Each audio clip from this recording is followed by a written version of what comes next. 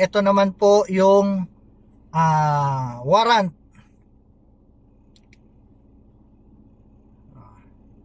Ito naman po yung yung case sa court.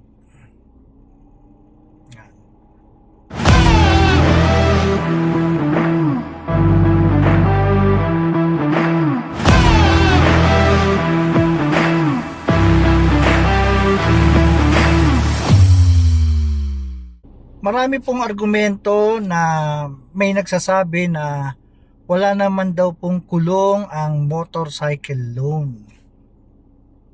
Wala naman silang nababalitaan na nakulong. May mga kapitbahay nga daw sila na hindi naman daw nakukulong kahit madaming nailoloan. Good thing po para dun sa mga hindi nakukulong o na hindi nadidemanda.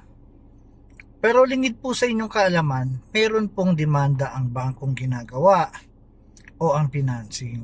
Maaring merong ibang bangko o financing baka hindi sila nagdidemanda, pero wag po tayong palagay na hindi nagdidemanda ang bangko, kaya okay lang ang talon kasa, okay lang na magpa-assume balance.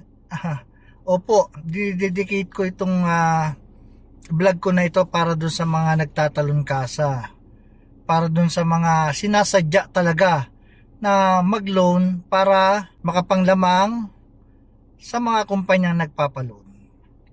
Unang-una po kaya ako sinasabi ito, pagka nabiktima nyo halimbawa yung kumpanya, nag-loan kayo na nag-loan, pinatatalon nyo o kaya pinapa-assume balance ninyo, hindi lamang po kumpanya ang inyong naloloko, pati po yung tumatangkilik at bumibili ng talon kasa at assume balance. Kasi po sa kanila ho nahahatak ang sasakyan. Sa kanila po nahahatak ang motor. At meron tayong ibang mga kababayan na medyo pasibol pa lang na akala nila legal, akala nila pwede. Marami po tuloy ang gumagaya na magpapasalo ng mga sasakyan nila, maglo-loan sa iba-ibang mga financing, ipapasalo kasi alam nila, sabi nila, wala naman daw kulong, wala naman daw pong ginagawa ang bangko financing. So good for you kung hindi ka po nadidemanda o nagkakaroon ng warrant. Pero meron pong iba, nagkakaroon po, isa po itong subscriber ko. Actually may mga subscriber ako na nagkwento kung ano yung nangyari sa kanila. Pero itong isa na to, sabi niya, sige sir, ibigay niyo po yung kwento ko para for the awareness of everybody. Kasi dito totoo lang, parang lumalabas din, magulang din yung kumpanya. Kasi isipin mo 11,000 na lang ang utang. Pero ang kine-claim nito ngayon, nasa 60,000 na sa korte. So wala tayong magagawa doon kasi yun yung kanyang claim. So basahin ko sa inyo ito para katibayan na ngayon may mababalitaan na kayo na nakukulong. Pera pa po yun doon sa sasakyan. Meron din kasi akong vlog sa YouTube channel ko na Repoman PH. Nakulong naman po yun dahil doon sa sasakyan. Ito naman hindi niya pina-assume, hindi niya ibinenta, pero itinago niya yung sasakyan. Tapos umalis siya doon sa given address. Nagkaroon po yun ng writ of replevin at nagkaroon po yun ng ng warrant dahil doon sa Article 319. Dito sa motor, ang argumento rin pala nila, wala naman pong encumbrance yan. Hindi yan mapapailan ng Article 319, kaya sabi nila. Hindi yan mapapailan ng writ of replevin. Opo, totoo yun, maaring hindi nga po ma-file yung mga demanda na yun. Pero may ibang batas po tayo na maaring yung malabag. Tingnan nyo po yung Article 315. Doon kahit sa Google na lang, tingnan nyo po kung yun po hindi kayo pasok doon. Doon sa mga nag-loan na nagtago, na hindi na nagpapakita, nagpasalo, nagpatalon kasa, tingnan nyo po kung hindi kayo pasok doon. At kung sakaling hindi kayo nalalabasan pa ng court order, good po para sa inyo. Ako naman po, awareness pa ito doon sa mga possible na gustong gumaya, yung mga tumatangkilit sa assume balance, sa talon, kasa, So ito for awareness po.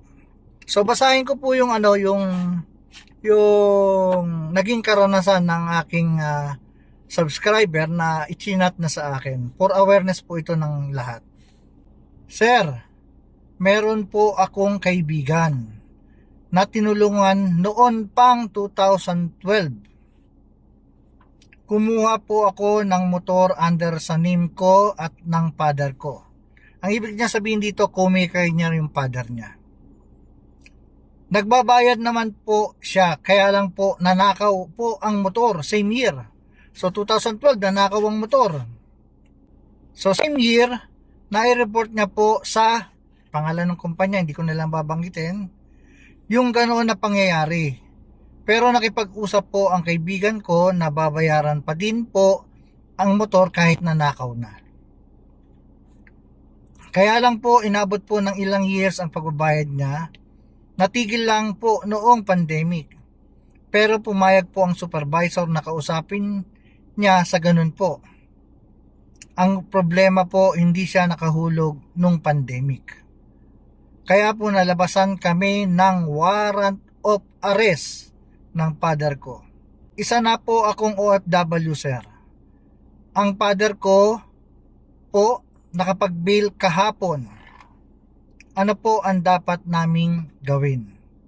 Guys, ano to September 18 niya to na i-chat sa akin. Tuloy natin.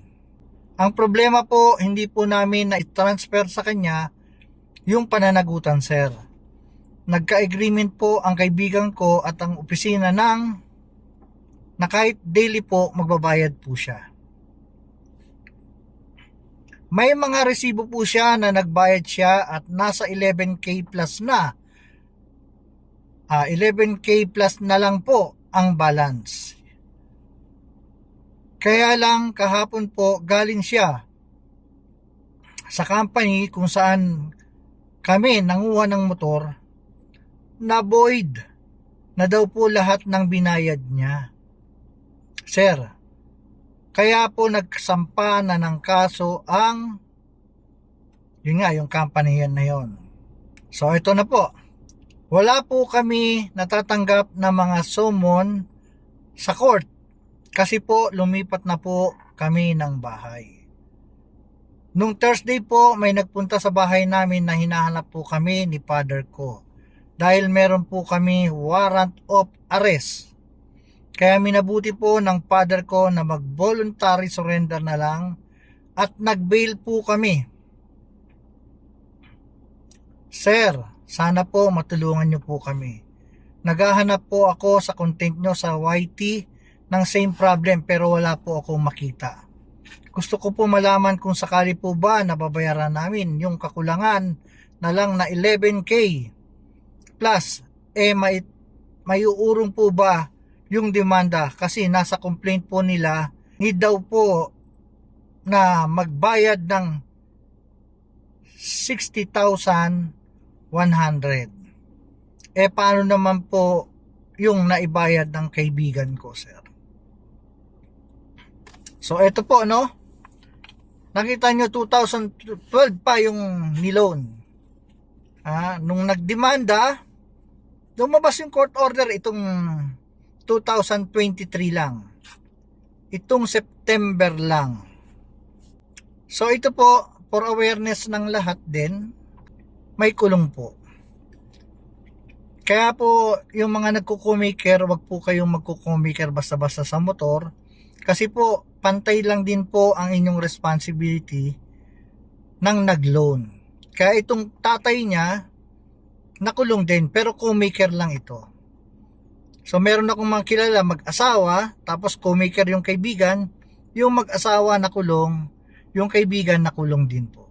So ang kwento niya sa akin dito, inabot po ang bail nila ng 19,000. Siguro dun sa mga naglalakad ng piyansador.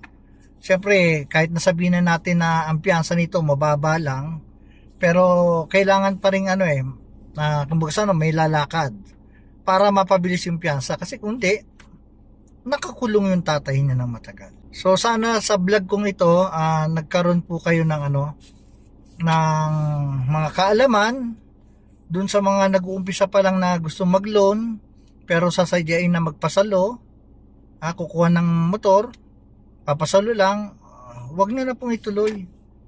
Kasi baka po matsambahan kayo na ito palang financing na to, nagpapail ng demanda. Tapos ito palang mga financing na to, parang nag-i-strategy na lang din. Minsan pinatatagal yung problema mo. Pagtagal na, laki na ng sisingilin sa'yo. Kasi halimbawa, baka 20 mil na lang yung motor mo. Siyempre, kesa singilin ka pa lang nila, o di sige, kung ayaw mo magbayad, o sa'yo na lang yung motor mo. So, hindi na yan magpapail ng writ of replevin. Kaya nga nang sabi ng iba, hindi naman pwedeng magpail ng replevin yan kasi wala namang encumbrance. Kaso, ipapail, Article 315. Ipapakulong ka. Criminal case. Yung ine-expect nyo na hindi kayo mapapailan ng writ of replevin or income dahil hindi naka-encumbrance, ano lang yun, civil case lang yun. Ito, Article 315, may kulong po. Masyadong madadamage ang pangalan nyo rito. Maraming maapektuhan dito kahit na yung pag-apply mo ng trabaho, record mo kasi criminal case yan, magkaka-record ka sa NBI, sa police. At pag may warrant ka, wanted ka. Gulat ka na lang. Dadamputin ka na lang pala. Papakita ko rin kung ano yung nakalagay. Ito naman po yung warrant.